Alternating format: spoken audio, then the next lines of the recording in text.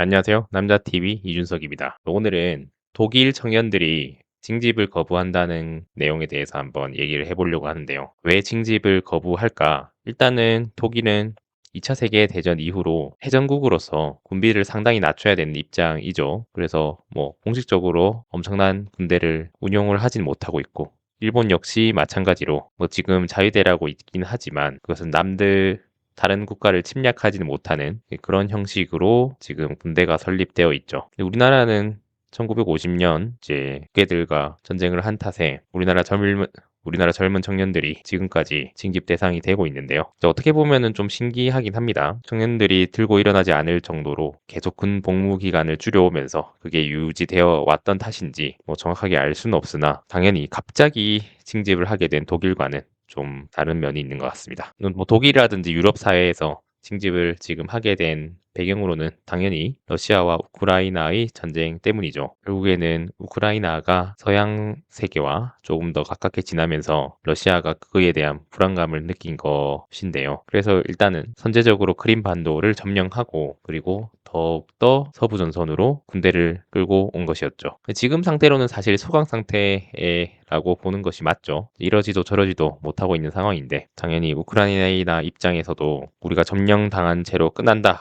라고 해버리면은 소위 얘기해서 가오가 안 살기 때문에 그대로 멈춰 있는 것이고, 푸틴 입장에서도 점령지에서 군대를 뺀다라고 하면은 전쟁을 일으킨 이유가 없어지는 거니까 결국에는 흐지부지한 상태로 계속 이어지고 있는 듯합니다. 전쟁 초기만 해도 천연가스 배관을 누가 폭파했네 만에 원유랑 천연가스 가격이 폭등하네 만에 이런 얘기를 했었는데, 또 어느 순간 원유 가격이 안정화되고 천연가스 가격도 안정화가 됐죠. 결국에는 우리가 살이 찌고 살을 급격하게 빼고 나면 요요 현상이 오는 것처럼 다시 일상으로 돌아갈 것이라는 그런 과거의 교훈이 있는데, 그것도 마찬가지죠. 지금 이란과 이스라엘 전쟁하고 있는 것 때문에 원유 가격이 급격하게 치솟으면서 중진류 위주의 우리나라 산업 구조에서는 뭔가 분기 현상이 일어나고 있는 것이죠. 그래서 차량 2부제, 차량 5부제 이런 것들을 시행하고 있고, 석유 제품들, 쓰레기 봉투가 품절 대란이 일어나고 있다라든지 여러 가지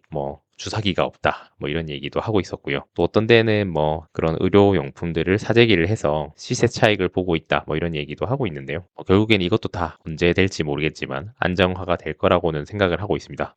전쟁 얘기하다가 여기까지 왔는데, 어쨌든 그러한 영향 플러스 이란 이스라엘 전쟁 이런 것 때문에 유럽의 여러 국가들이 다시 징집을 고려하고 있는 상태인 건데요. 근데 사실은 젊은 세대 입장에서는 좀 어이가 없긴 한 거죠.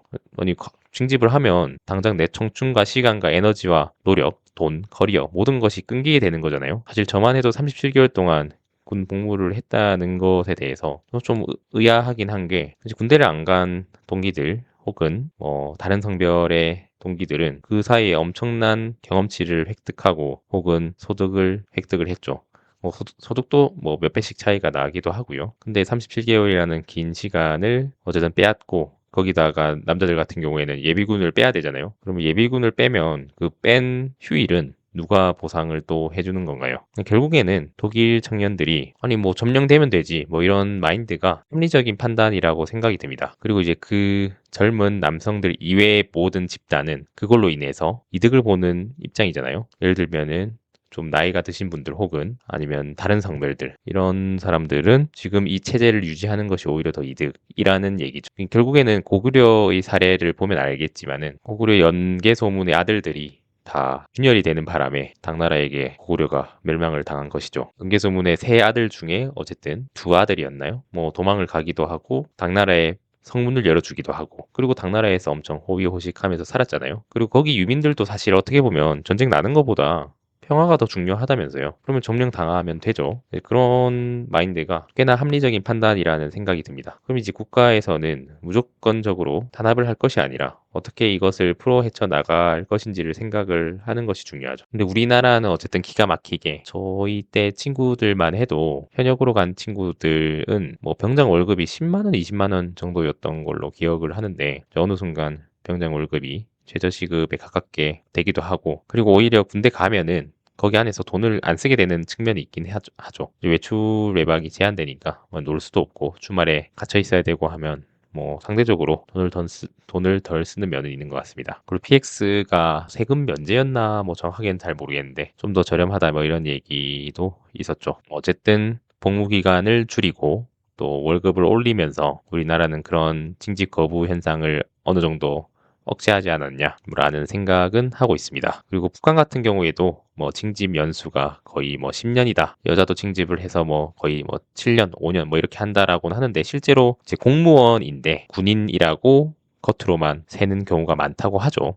그래서 북한에서 실제로 군인 병력은 뻥튀기가 됐을 가능성이 높다. 이렇게 얘기를 하고 있는 것이죠. 우리나라도 뭐 군무원이 있고 군인이 있고 뭐 공무원이 있고 이러잖아요. 마찬가지로 북한에서 군인이라고 하지만 실제로는 뭐 용역으로 여러 건설업체 인부로 일을 한다든지 아니면은 공무원처럼 일을 한다든지 이런 케이스가 많다고 하죠. 그래서 사실은 그 군 복무 10년이라는 것이 좀 허황된 측면이 있다라고 전문가들이 얘기를 하고 있습니다. 근데 어쨌든 저도 37개월 군 대체 복무를 막 끝낸 사람으로서 생각을 해보면은 사실 국가가 뭘 해줄 수 있냐 이것도 생각하는 게 나쁜 생각은 전혀 아닌 것 같습니다. 사실 사회계약론에 따르면 개개인들이 모여가지고 개인의 인권이나 권리를 보장해주기 위해서 국가가 만들어진 거지 국가를 위해서 목숨을 바치고 희생을 해야 된다라는 의미에서 국가가 생긴 게 아니잖아요. 상호 보완적인 관계이기 때문에 내가 조국에 무엇을 해준다면 당연히 조국도 나에게 무엇을 해줘야 된다는 대가 관계를 바라는 것이 잘못된 것은 아니라고 생각을 합니다. 그런 측면에서 독일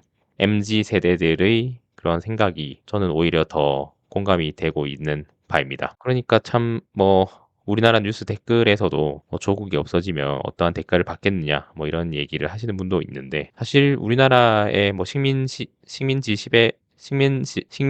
지배 시절도 있었지만은 뭐 그전에도 뭐 원간섭기다 뭐 이런 얘기를 했는데 사실은 실제로 명나라나 당나라 이런 명나라에 공무를 바친 혹은 공녀를 보낸 숫자가 원나라에 보낸 숫자보다 많았다 이런 얘기도 뭐 간간이 들려오고 있긴 한데 뭐 그게 팩트인지는 뭐 당연히 아무도 모르죠. 그래서 겉으로 평화인 것 같지만 그 실질적인 내용이 저는 중요하다고 생각을 하는데 원간섭기다 뭐 이러는 것들이 사실은 어떻게 보면은 뭐 석국이냐 아니냐 이런 논란이 있을 수 있는데 뭐 그런 거랑 비슷하다고 봐도 무관하지 않을까라는 생각은 하고 있습니다. 그래서 좀 극단적으로 표현을 하면은 사실 우리나라 정부가 뭐냐 이런 것은 사실 큰 의미가 있지 않습니다. 단지 개인이 자유롭게 활동을 할 수 있는 권리를 보장을 하느냐 이제 그런 것들이 더 중요한데 이번에 뭐 리얼돌 합헌 결정에 대한 영상도 제가 올렸지만 이게 나라냐라는 생각이 좀 들거든요. 근데 이게 제가 지금 2030 남자이기 때문에 이러한 생각을 하는 건지 사실 잘 모르겠어요.